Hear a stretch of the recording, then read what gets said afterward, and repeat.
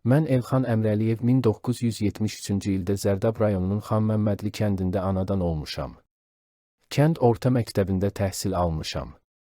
92-ci ildə Zərdab Hərbi Komissarlığı tərəfindən milli orduya çağırıldım. Daxili qoşunların 3280 saylı hərbi hissəsinin avtomatçısı olaraq xidmətə başladım. Kəlbəcər və Ağdərə rayonlarında torpaqlarımızın müdafiəsi uğrunda döyüşdüm.